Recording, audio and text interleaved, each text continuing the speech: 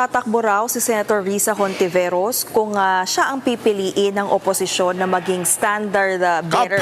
Sinabi ni Hontiveros sa Foreign Correspondents Association of the Philippines Forum, kailangan daw magdesisyon ng oposisyon kung sino ang kanilang magiging pambato. Kumpiyansa rin ng senadora na kayang talunin ng oposisyon, si VP Sara. The ultimate general ground, betrayal of public trust. The specific allegation is alleged drug addiction of the president.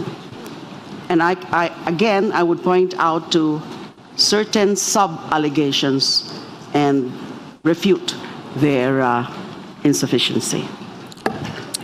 Allegation number one, sub-allegation number one, there are serious accusations that PBBM is a drug addict. The offense alluded for this ground is drug addiction. Stating that there are accusations do not constitute factual allegations of the addiction. This ground presupposes that because PBBM is an addict or an alleged addict, he is unfit to be president. However, unfitness per se is not a ground for impeachment. And even when considered as constituting basis for betrayal of public trust, the statements in this ground do not sufficiently establish allegations on how specific presidential acts were impaired by PBBM's addiction, assuming the addiction to be true.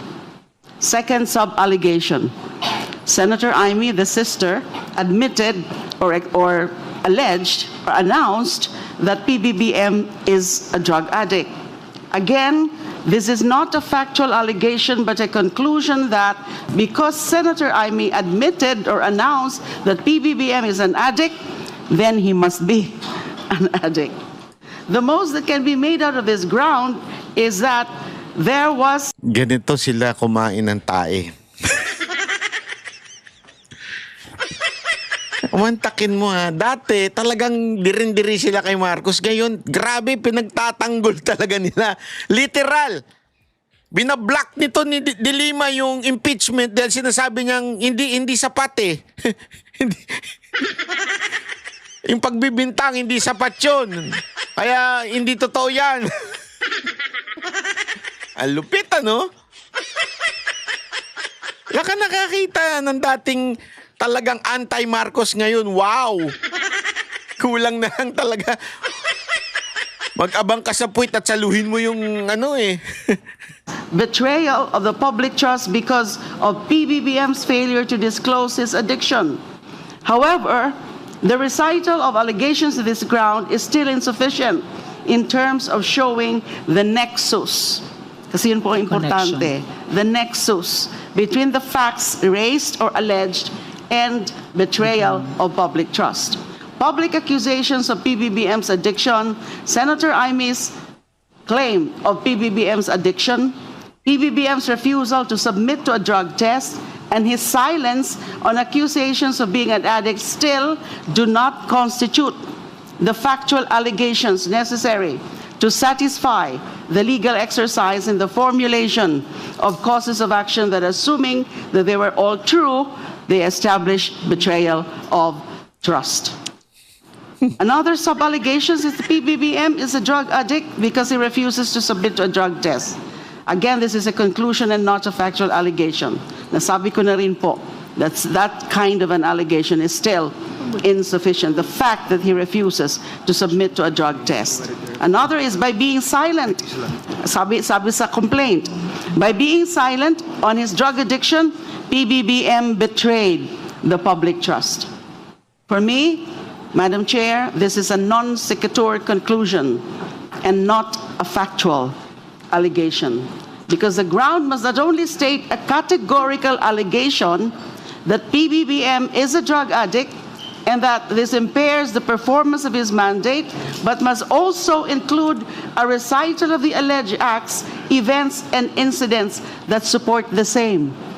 How do they say, or how do they know, or why do they claim that it impairs his judgment? So that's again my view. Again, this second ground is insufficient in substance. I so submit. Thank you, Madam Chair. Grabe, no? Hindi mo makalain di ba? Hindi mo makalain na ganyan ang magiging tono nito mga to, no? Mantakin mo, dati itong mga anti-Marcos, pero grabe ngayon, ano? Ganyan na sila. Pinagtatanggol, literal. Oh. Ano ba? Bakit? Dahil ayaw lang nila kay VP Sara Duterte. Yun ang totoo. Hindi talaga para sa bayan. Kung hindi dahil ayaw lang nila kay VP Sara Duterte. Yun ang tunay na dahilan. Huwag na tayo maglukuhan. Di ba? Yun ang tunay na dahilan. Kasi nga, tingnan ninyo Eto, mamaya i-relate ko sa inyo kung bakit related dyan. Camille, posible nga ba ang bagong unit team?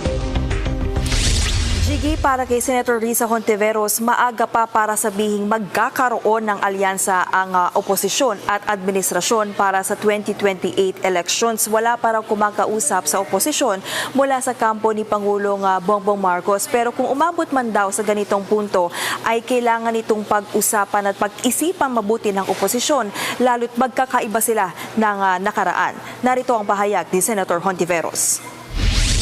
If we need the president's camp in order to slay the vice president's candidacy in Grabe talaga, slay. Ang hirap, no? Ang hirap. Ang hirap talunin si VP Sara Duterte, no? Hirap na ba kayo? Ang hirap, no? Kasi naman nakapokus kayo sa paninira kaysa sa gawin yung tamang trabaho nyo, mga naku, munti kang masabing ulul. it would require, if that possibility arose and approached us, it would require a lot of thinking and talking among us first. Jiggy, na unang pinalutang ni dating Senador Antonio Trillanes na magsanib puwersa itong mga kakampigs o ito yung mga supporter ni dating Vice President Leni Robredo at yung mga pro-Marcos. Bukas naniniwala si Trillanes na ito lang ang paraan para nga matalo si VP Sara kung tatakbo siya bilang Pangulo. Bukas din daw ang iba nilang kaalyado na makasama ang administrasyon. Sa ngayon, wala pang bagong komento ang palasyo tungkol dito. Jiggy? At Camille, dati nabanggit ni Senator Hontiveros na open siya tumakbo sa pagka-presidente. Nagbago bang kanyang posisyon? Jiggy, kailangan lang daw magkaisa ang oposisyon at iba pang civil society groups sa iisang layunin. Sa ngayon, nasa proseso pa rin daw ang oposisyon sa paghahanap ng standard bearer sa 2028 presidential elections. Pakinggan natin ang pahayag ni Senator Hontiveros. There are civil society groups really picking up the advocacy and pushing strongly. All opposition, oppositional, reform-minded, modernizing forces to come together and present the best offer we can make to citizens and voters, really for changes in our system. They will be proposing a process to choose and rally around one slate and one standard bearer. Yan munang latest. Balik sa iyo, Jiggy. Yan ang ulat ni Camille Samonte live mula sa TV5 Media Center. Grabe, no? Ganyan sila. Kain suka talaga. Kain suka. Kung ano yung sinusuka na nila noon, ganyan ang ginagawa nila ngayon. Grabe, no? Hindi ako makapaniwala na parang, ito yung mga dating dirindiri kay Marcos, galit na galit, kaliwat kanan, di ba? Ganun Pero grabe mga kababayan, ganito ng tono nila. They are really considering it. Kaya nga, no wonder, ito yung natin dito take ko. No wonder, ganun ang tono ni De Lima. Alam mo, ganito lang kasi yan Di ba? Nasabi ko na ito before paliwanag ko lang uli. Tinanong ko yan sa isang campaign manager. Sabi niya, alam mo, bakit sila kumakampi kay Marcos? It's not really because kay Marcos. Number one, talagang sobrang lakas daw ni VP Sara Duterte. Luzon, Visayas at Mindanao. You cannot beat that by a third force lang. You need yung tinatawag na makinarya ng administrasyon. Sa Tagalog, pera ng gayan. Oo, pera ng bayan yan eh. Yung pera ng gobyerno, gagamitin. DSWD, kapulisan, lahat ng resources coming from the government, pepuwersa. Diba? Bibit-bitin, tutulong para maabot mula Mindanao hanggang Visayas. Without that, talo ka. So alam nilang talo sila. Kasi tinanong ko nga sandali, hindi ba sila natatakot dahil si Marcos -3, nag-negative 10 pa nga ata yun Sabi nila, hindi naman si Marcos ang gusto nilang maano Wala silang, ang lagi lang nila magiging linya, litanya dyan ay, we are joining forces but we have different style of governing, or we have a different principle but we are joining forces. That quote-unquote joining forces is, akin na yung resources mo sa gobyerno, tulungan mo kami. Tapos bibigyan ka namin, yung grupo nyo, bibigyan namin ng posisyon sa gobyerno. Ito sa inyo, ito sa inyo. Yan yung joining forces Alam nyo ba, ito ayoko na lang ito elaborate, pero itong mga tarantadong tong mga politiko natin na nagsasama-sama, kunwari, sa totoo lang, may bargain na po sila. Ito lugar namin, ipapanalo ka namin dito. Itong city namin, rich vote city to. So ipapanalo ka namin. Pero amin tong 2 posisyon na to. Ganon sila mag-bargain. So ganon din ang kanilang sige, tulungan nyo kami, bigay nyo yung todo ninyo, resources ninyo, pera ng gobyerno, gabitin natin sa kampanya, tulungan nyo kami sa lahat ng kampanya namin, tapos bibigyan namin kayo, siguro mga 5 o 10 posisyon sa gobyerno. Tandaan nyo, napakaraming secretaries, napakaraming presidential advisor. Kaya nga ngayon, hindi nyo napapansin, yung gobyerno ngayon, kahit hindi Marcos loyalist o kaalyado, kahit mga dating pinklawan na dilawan nasa posisyon, kasi may kasunduan na nagaganap na hindi natin nakikita bilang mamamayang Pilipino. Ganyan mga katarantado yung mga politiko na yan Sa totoo lang, ganyan sila katarantado. Tapos, yung alyansa na sinasabi na yan, yung mga ganyan-ganyan nila, sa totoo lang, hindi because of principle. Kung hindi, pakinabang sa isa't isa, gamitan sa isa't isa. And they need to do that. Kainin yung prinsipyo kuno nila o yung kanilang pinaglalaban just for the sake of manalo sila.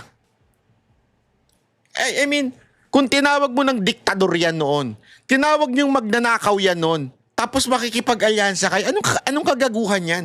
Anong klaseng prinsipyo meron kayo? Tandaan niyo, tinawag niyong korap yan noon, nung 2022, yung nangangampanya. Tapos ngayon, ganyan? Anong katarantaduhan yan? Kaya dito mo malalaman na yung mga katulad nila Ontiveros, walang prinsipyo yan. Power lang yan. They want to remain in power. That's why. Kasi, eto di mo mapansin, bakit nasa majority siya? Sa Senate. And yet, dati anti-Marcos siya mga ulul na yan. May deal ito si De Lima. Bakit ganyan ang tono ngayon? Dati galit ng galit sa mga Marcos din yan. Yung grupo ng mga yan. May deal Kaya alam mo mga kababayan, dito mo malalaman na mga to hindi talaga dapat na nasa gobyerno dahil walang mga prinsipyo. Walang bayag. The only person na nakita kong merong talagang prinsipyo at walang pakialam kung sino masagasaan, si Pangulong Duterte. Ang mga Duterte, si VP Sara Duterte, walang pakialam niya. Pag may gusto silang sagasaan, sasagasaan nila. Basta alam nilang hindi makakatulong sa bayan. Ganyan ang mga Duterte. Kaya nagustuhan ng taong bayan to mga to Dahil kinalaban pati mga oligark. Maniwala kayo sa akin, noong palang, sabi ko nga sa inyo, hindi ko na lang papangalanan, pero meron isang oligark. Nung panahon na nanalo si President Duterte, isa kami sa pumunta sa Davao para mag-abot ng hinaing ng mga Pilipino. Naalala nyo yun? May video yun Diba? Nag-abot kami humingi ng nag-survey si Mocha, ano yung gusto ninyo from the President? Yung new president, naging presidente na. President-elect pa lang si Pangulong Duterte. Tapos sumulat, gumawa si Mocha. 10 requests from the people. Tapos pumila kami sa Davao. Talagang mula hapon hanggang gabi, nandun kami, pumipila kami. At may mga nakita kaming oligarch na nakapila sa labas. As in, pantay-pantay kami. Doon ka makakakita ng pantay-pantay. Yung mga oligarch, punong-puno sila ng security nila.